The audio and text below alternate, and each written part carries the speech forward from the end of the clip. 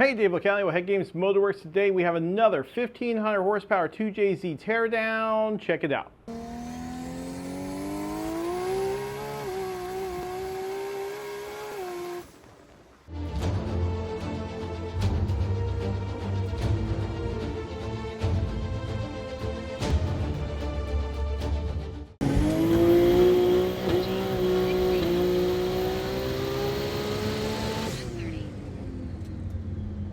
All right, so a little backstory. Joel bought this cylinder head from Real Street Performance.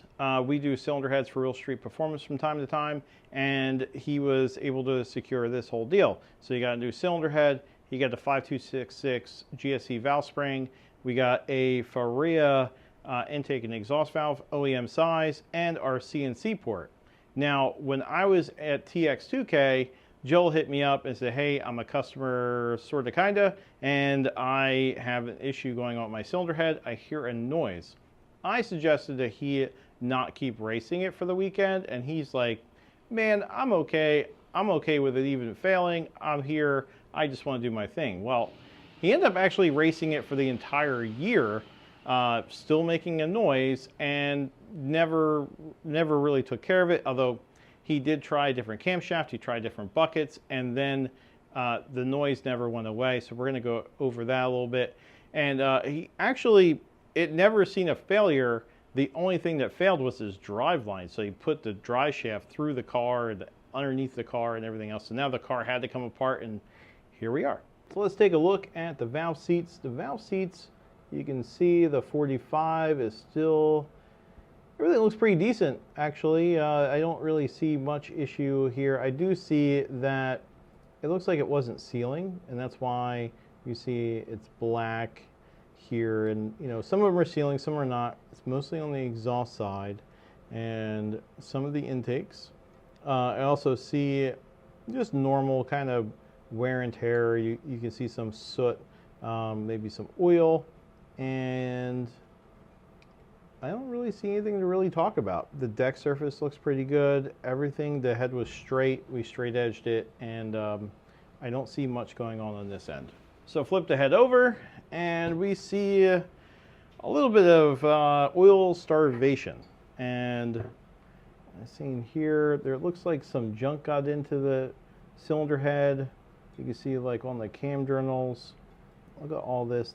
There's definitely some trash that went in to the cylinder head, and I don't really know what just yet. Well, actually I do, but I'm gonna wait to tell you.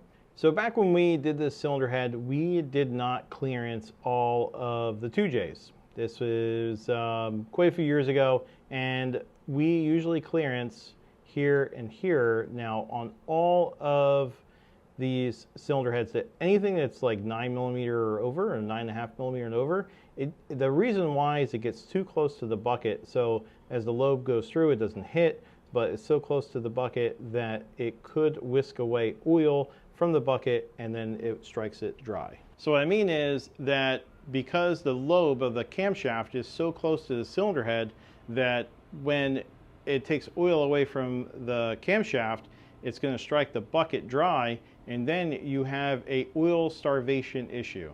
And there has been somebody that went on YouTube and said you need a DLC coated bucket with the billet cams, and I can for sure say that that's not true. What the situation is, you need the right valve spring and you need the right clearance. This is something that we learned on the Subarus, and we had to learn the hard way on the 2J as well, but it solved all the problems. Just clearancing it, putting the right valve spring, and you're good to go. But let's take a look at the rest of the parts, and then we'll get to that. We'll circle back to that. So when we looked at the cam journals on the head, I noticed there was some junk, but now when you look at the ones on the cam caps, holy crap, these things are hurting. You can see some trash absolutely went through this thing, and it wasn't very nice to it. Although it's not tore up, it will, some of this stuff you can Scotch-Brite out. Like you can hit this thing with some Scotch-Brite, or and believe it or not, there's a lot of clearance here. I get some flack sometimes when I show how we polish these things, and everybody freaks out. Sometimes I actually post it just to get comments for the algorithm, but there is quite a bit of clearance that you can have here, and obviously the head made its own, and I wouldn't trash it for this, but you see this is the worst one here. What number is this? This is E3. So the exhaust 3 camshaft or lobe, and when you look at the head, it doesn't look as bad as the cam cap, but it's still pretty hurt, and I think that some trash went through it. We just have to figure out what. Now if you look at the bucket holes, it looks like somebody sanded it or something. There's something going on here. I'm not real sure what this is, but there is definitely some kind of rubbing, and I would suspect that the bucket is also going to show some signs of oil starvation. Now oil starvation shows different ways. It doesn't mean that I don't have oil pressure. It means that maybe the viscosity of the oil has been hurt, or I can't think of a better word than hurt, but either the viscosity or it's been displaced. Either way, you can see here that something wasn't happy. Like this right here looks like the bucket was rubbing. You see how it's like super shiny, and then right here it looks like it was sanded, and nothing looks super happy in this area. And that's intake and exhaust, so this is the exhaust side. They all kind of look the same though, so it's all very uniform. It's just not the kind of uniform that I would want to put on. I just want to show you guys the spring kit. Now it's the GSC 5266 dual spring, and this is the older design. Greg had redesigned this because, well, they made it one piece, so they had two pieces. This was the locator, the inner locator, and then they had an outer locator, which is like a shim. And now it's one piece. This way you don't have to worry about trying to make sure that this piece sat straight in the cylinder head. And I do want to bring attention again, I think I got some good feedback. People saying that titanium is just going to wear. This thing has a bunch of miles on it. It's been gone for a couple years, and you can see that the retainer is perfect. Like there's nothing wrong with the retainer at all, both ends. Titanium is not as bad as some people make it out to be. They make it out that you cannot use titanium, you have to use steel, and it's just not the truth. I just want to take this quick second to explain something that everybody thinks a dual spring is just a dual spring. So like what I mean by that is you can go anywhere and buy the same thing, or because I put a dual spring in my cylinder head, that it makes it automatically better, but it's actually not the truth. So this valve spring is 125 on the seat and 250 open. I think actually at this lift it's like 245 or so, and it is much stronger than pretty much all the springs on the market. And I say that because I see a lot of people say, oh, even a dual spring, or sometimes we take these out and we put a conical in, which is a single spring, and they think that that's like a step backwards. But all dual springs are not created equal, and you have to read the specs and you have to do some math actually, and maybe we'll make a video if you guys want to comment on that. We'll make a video on how to pick a valve spring, or how to read some of these manufacturers' websites, and you can see that these things are just not all created equal, and some are actually the best, which is this one. So I left this in a container that I got these in for the video, because I just wanted to show that. So here is the valves that are straight, and then here are all the valves that were bent. And I think that this was actually the ticking issue that he was hearing, and it's because most of them are on the intake side. So when you have an issue with an intake valve, well, first off, valves don't bend themselves. It usually takes some kind of force for a valve to bend unless it's heat. And if it's all the intake side, that usually means the timing was off at some point, because the piston is all the way at the bottom of the hole when the intake valve is open.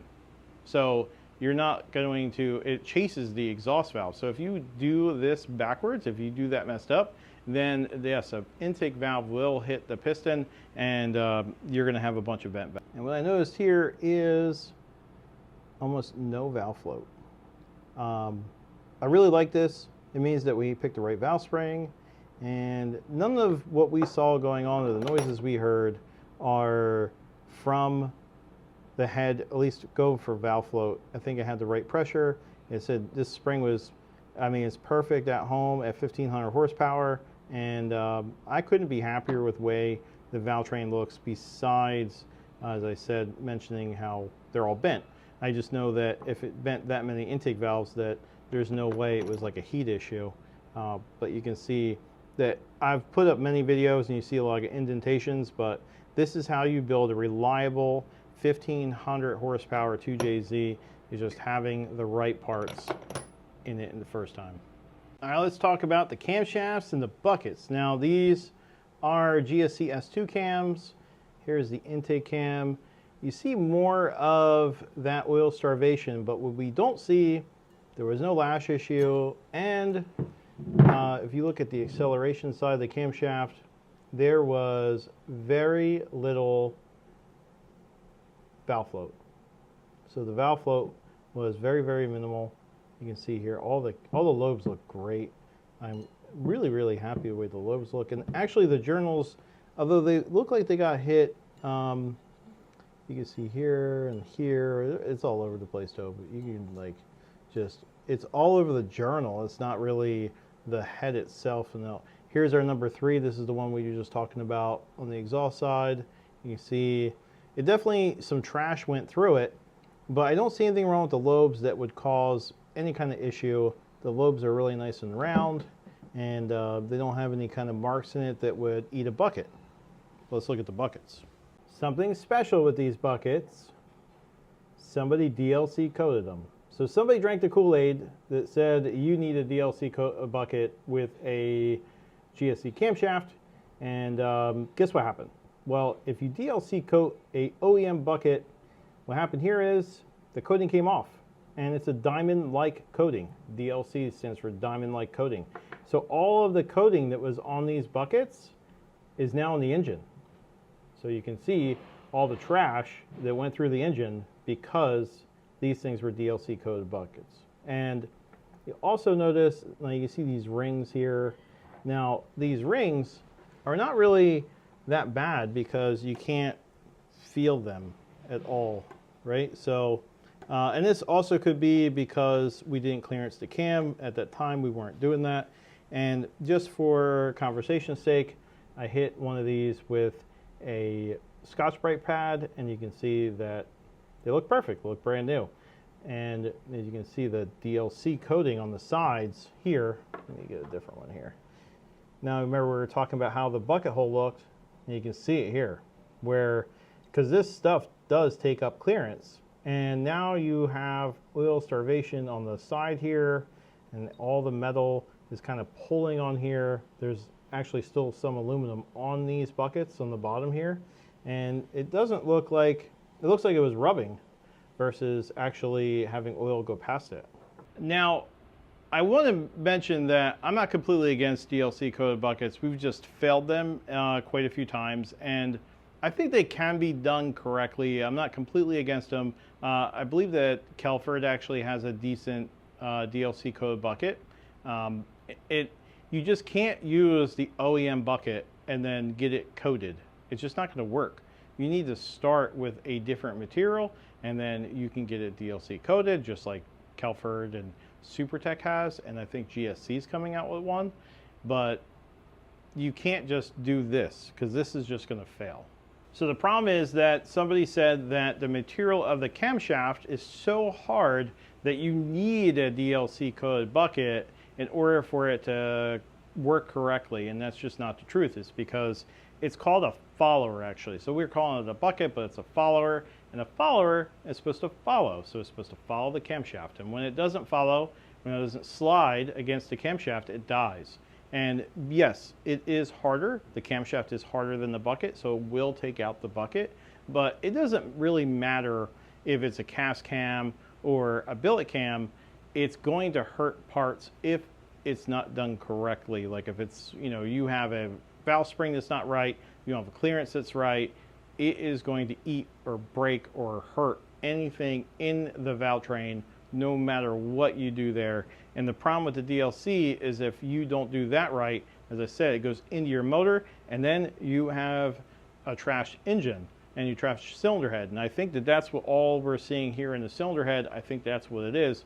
And I think that you don't need to listen to everything that you read on the internet or listen to on the internet. You can just this just makes sense. So because if it was a material issue, they would all fail, and that is just impossible. We have failed the bucket, but we have failed the bucket because of other reasons. So Joel thought that maybe he needed to change the camshafts and he needed to put a cast cam in here because of whatever was going on, the noise was going on. He thought he was hurting the bucket. So then he bought cast cams. And the cast cams are really, really recent in here. They're practically brand new. And the problem here is that the problem wasn't solved because the problem was never in the camshaft bucket issue. It was actually, I think it was in the head, but it wasn't in the bucket. And now here's the buckets from this thing, and you can see that they pretty much look the same, right? Even though it's DLC code bucket, but these are the buckets that came out of the cast cam right here, and this is the billet cam. And you'll notice that they pretty much have the same wear patterns. So there's really no reason to say that the billet cam is just going to hurt parts. In fact, you might even see like a little bit more hurt here than the other one. Nope. See, this one kind of looks like this one, right? They look very, very similar. And this is why I'm trying to show you that you don't always need to think that some guy's theory is always correct. So I think a lot of this is like weight loss, because, you know, when you go to weight loss, you are buying into the theory of whomever you're talking to about your particular weight loss. So some guy is going to say, hey, you need to do keto. The other guy is going to say, you need to eat all lean meats and you can't do anything else. And that guy's wrong, and everybody's pointing fingers. The thing is, in the industry, we all think each other are idiots. And we all think that we have a better idea than the next guy. And that's just the truth. So it gets very confusing, I get it, for guys like you who might not know what exactly or who to listen to because they're not really giving the full story. I'm just saying, I'm showing you proof here that this theory is not valid. And I guess in all reality, it kind of was even worse because now you have all this DLC code in your bucket, from the buckets in your engine, and it caused a bigger failure. So it turns out that we weren't actually a part of the failure, and there wasn't an actual failure here. He just heard a noise, and he was trying to solve the problem on his own. And Joel is a bad dude. So Joel tunes a lot of BMWs, and this is I have a 335i, and it's a very fast car. And he was trying to solve this problem, but you know, most people are not cylinder head savvy, and I get it. So and he was trying to do it on his own, and it didn't work out the way he wanted it to, but he learned a lot, and he learned that he needed to send the cylinder head here. Now, what we're going to do in the future here is Joel wants to make more power. So we are going to do the 5086. So we're going to take the dual spring out. We're going to put a very high pressure conical spring in it. And we're going to do a 6.5 millimeter exhaust stem from GSC. And we're going to put a oversized exhaust. I think we're going to keep the stock size intake valve. And we're ready to make about 1,800 to 2,000. And this thing's going to live for a very long time. And I believe that we're going to put the S2s, or I'm sorry, we're going to put R2s in the head now. So the S2s and these BC cams are going to go to the wayside, and we're going to put some R2s in it to make some more power. All right, so that's going to do it for us today. Be sure to like, subscribe, comment below. I'd love to hear from you. I want to know what you guys want to see. Anything, except for some oddball stuff. I know some of you guys are fans, and you're like, you know, look at my alpha, whatever. I don't even know what. Some of the stuff I've never even heard of. And but anything common, I would love to put it up. So please comment below. Toodles.